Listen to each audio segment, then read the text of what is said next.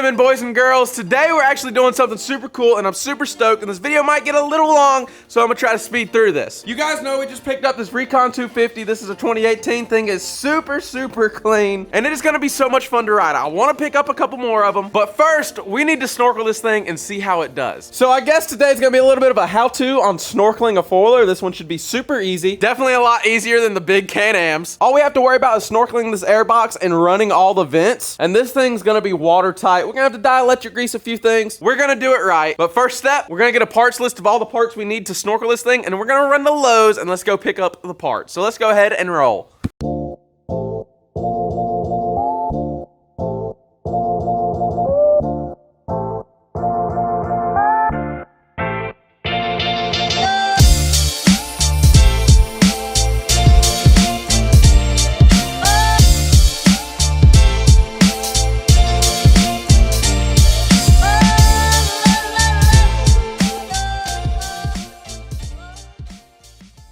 Alright guys, we've made it back from Lowe's. We got all this stuff. We got all our connectors, we got our PVC pipe, all our hoses, our cock. What? For cocking the air box, zip ties, PVC glue, everything we need to get started. And it actually only cost $100, which relatively is super cheap. Some of the stuff we'll be returning, some of the stuff we'll already have here at the house. But to get started, the first thing we gotta do, we gotta seal the air box. So right here we have the air box. Right here is the factory snorkel. That's where we're actually gonna run our snorkel into the air box. But we need to take this thing off, and let me show you why.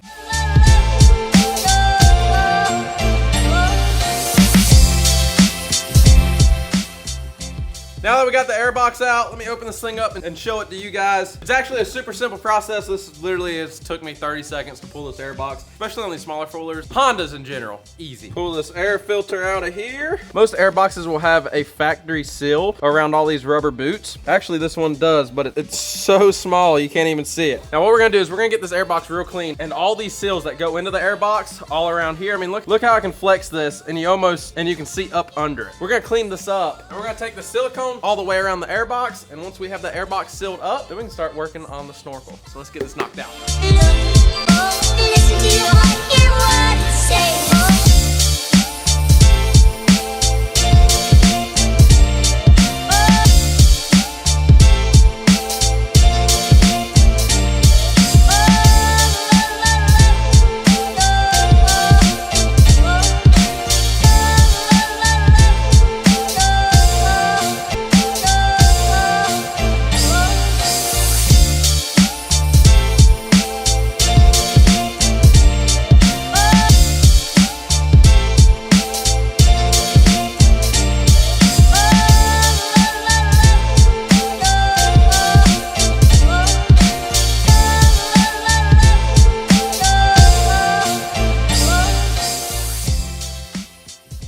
Now we got the silicone drying on the air box, took these rubber connectors out, cleaned up the box, got them siliconed in, inside and out. So we're gonna let this thing dry. While that thing dries, we're gonna get started on the vent line.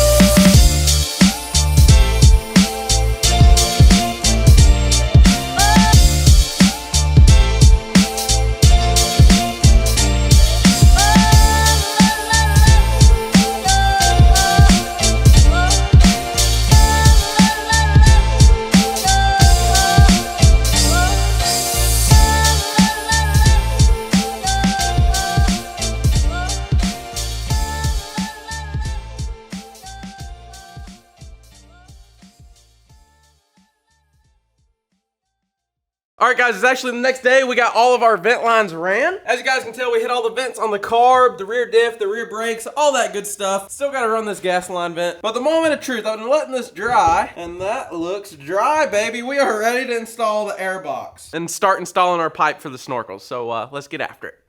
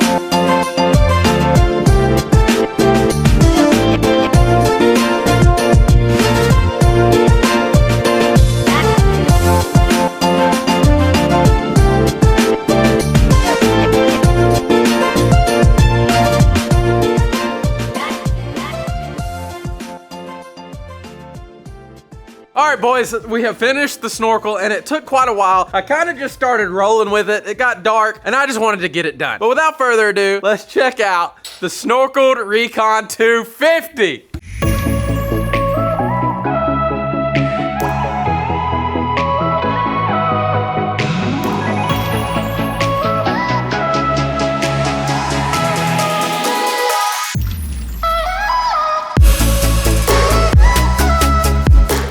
I think it came out absolutely sick. We're actually gonna go ride this thing and test it out, but check it out. So we ran our piping. I mean, that looks pretty freaking clean. I came up under here and came up right through the plastics. We put a little splatter paint to kind of like do a little bit of a color match with it. All of our vent lines are ran, air box is sealed up, and everything seems to be working just fine. This thing's gonna be dope. I cannot wait to throw it in some water and see if that snorkel works. It is carbureted. Hopefully we don't run into any issues. Would I be surprised if we did? No, but let's hope we don't. I was hardcore debating about running the snorkel up dead center, but I feel like it'd be in the way, so we did tuck it to the side. I actually got a clamp right here, so this thing is pretty solid on there, boys. For $100, we have snorkeled the Recon. But I guess the last thing to do, let's hop on this baby and let's go for a rip. Oh, boys, we are ready to rip this thing. This snorkel looks so good. I'm so happy with it. I'm hoping this thing runs and actually runs underwater. I have crossed my T's and dotted my I's on this thing, so let's hope it works. If not, I might as well retire. It's like a solid 30 degrees out, so we're gonna get warm. We're gonna go play in water. Let's get this thing backed up out of the garage and let's go rip it. Shoo! That snorkel's actually really stout, and I think this thing's gonna perform pretty well. Now, it is carbureted, and carbureted bikes underwater is always the biggest pain in the ass. See, like, it's bogging out. So what I'm probably gonna have to do, thinking about it, we need to ride around and let this thing warm up, but we actually got to go back to the garage real quick.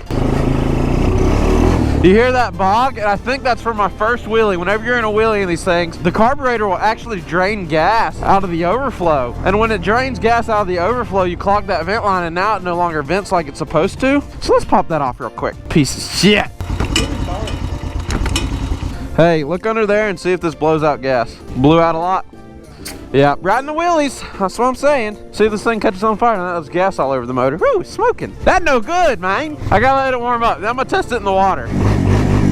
And that's the only crappy thing, because this thing's a wheelie monster. And so, like, every time you want to go in water, you gotta clear that vent line and throw it back in. That's what I'm assuming is gonna happen. Shoo! Hand drag, skirt.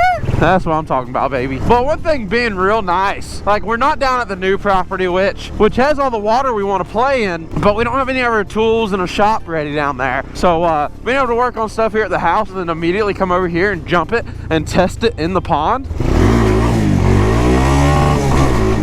Ooh, little rev limiter. Well, now one thing that concerns me with this thing, being the whole vent line on the bottom of the carburetor, like, everything's done right, but I don't think there's any way around getting that excess overflow out. Now, I did actually loop the line for the carburetor overflow up under the carburetor, so it's got room to pour some gas into and it still be all right, but I don't know if that's gonna be enough. On the old Honda 300, you know, that worked great, but now on the old Honda 300, that worked great, but this thing's a wheelie monster, so it's gonna have a lot of overflow all the time. Ooh, that little downshift, y'all see that? That's pretty sweet. Can we do it again? Yep, there's first. And that's neutral. But hopefully it won't be too much of an issue. Hopefully we don't sink this thing today.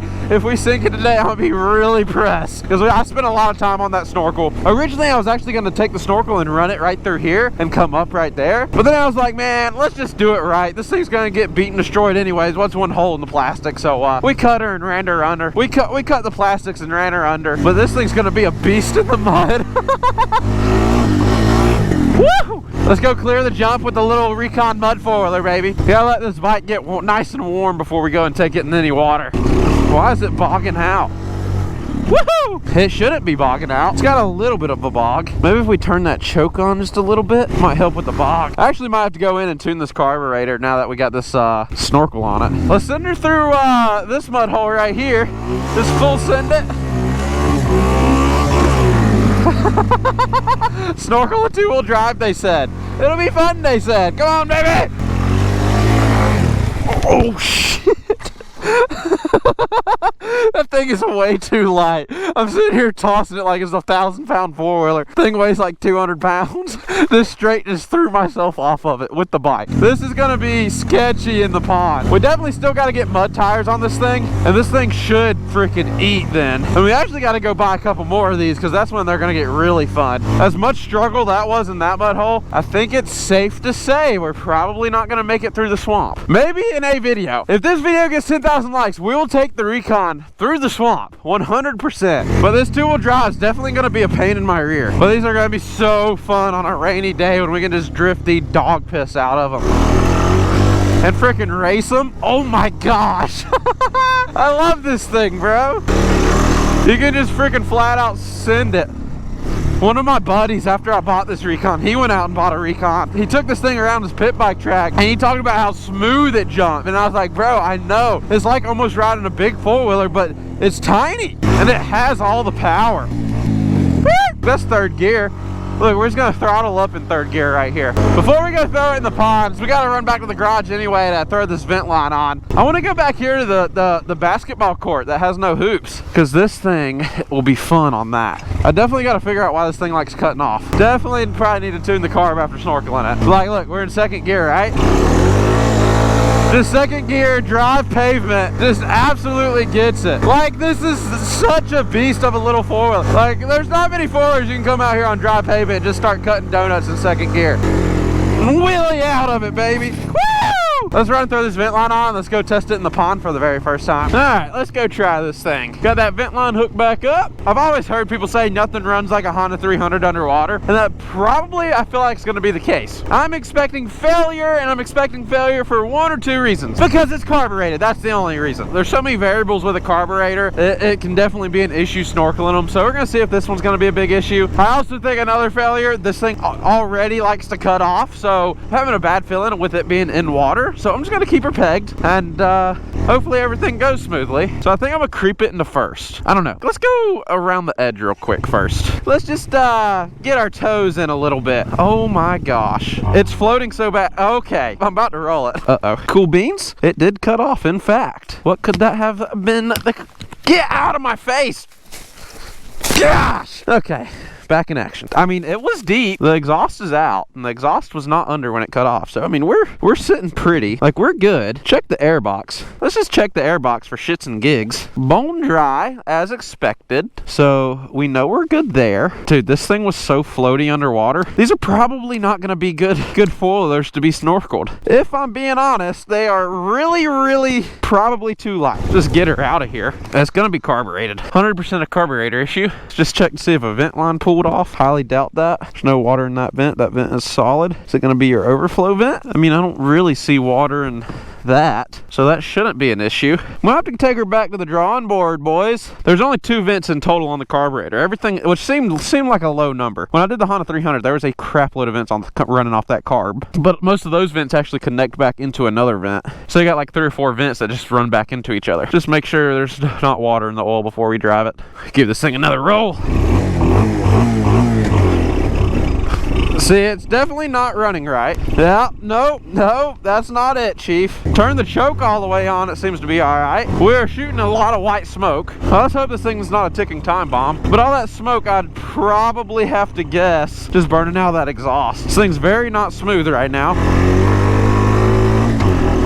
Seems to be running fine now. It cleared out, but that's not okay. That's not good, because I was in the throttle and it quite literally died out. I wonder if this thing would float. I mean, we might sink it, but let's just hold the throttle and bring it out here. Just do a little quick test. I really don't think this thing's right. See if it ever sinks to the bottom. Yeah, it is 100% floating on the stock tires right now. Look at it bob. If it dies, you just bail off the damn thing and it'll be watertight. I guess the front's not floating. It's on down in there. See if we can get on it. Is it gonna run? It's running. We just had to acclimate her a little bit, you know? This thing is way too floaty, bro. I'm gonna sink it. Like, I'm about to go into this. Up there. Up. Why did it start cutting out right there?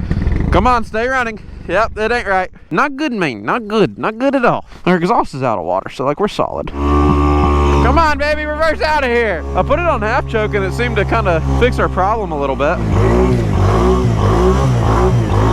Come on, baby. There it is. I don't know. We're gonna have to get this thing figured out. Come on, see, it's not wanting to run. Like half choke, it's starting to be fine. So it's gonna be carburetor tuning is what's gonna have to pull down. I think that's it. Yeah, it's running good on half choke. The problem is that choke's not stationary, so it's like, if I kept messing with this thing, it's probably gonna sink. So one more, let's just try one more time. Oh gosh, oh gosh. My ass is floating. It's not wanting to move. Don't go into the middle, Bobby. Yeah, two-wheel drive doesn't do a whole lot. We need the mud tires. Oh shit. Oh shit. Hey, it ran. Was that on half choke? That was half choke. Yep, we're gonna need to, oh, but now it's not running right. Yep, I'm gonna have to take this thing back to the house. We're gonna have to figure this one out, boys. This is not how it's supposed to run. We're gonna pull the Recon back into the shop and see what we can change, see what we can do, see how we can fix this issue. It seems to be wanting to run better when the choke's half cocked in water, but it's kind of like it changes. So we might have some kind of leak, some kind of venting issue, but hell, it ran underwater, all right? And we actually did not sink it today. It's just, there's something we gotta figure out. Not looking good for the Recon team right now. You're not living up to your older brother's name, all right? The little 250 just, it ain't living up to the Honda 300 reputation. We'll get it figured out, but if you guys enjoyed this video, if you would, please smash that thumbs up button, like and subscribe. If you want to see more Recon videos, let me know. I think this thing turned out absolutely sick, and I think it's gonna be a ball to ride, but I think snorkeling them's not gonna be as practical as I originally wanted it to be. If they're fuel injected, I feel like we'd have no issues, and this would be 10 times better. So maybe before I buy 2 more of these, so we can play bumper cars with them and quite literally destroy them and run them into each other, maybe I should like reach out to Honda and see when they're putting fuel injection on these. They need it. They need it bad. But if you guys would, smash that thumbs up button, like and subscribe, and I'll catch y'all on the next one.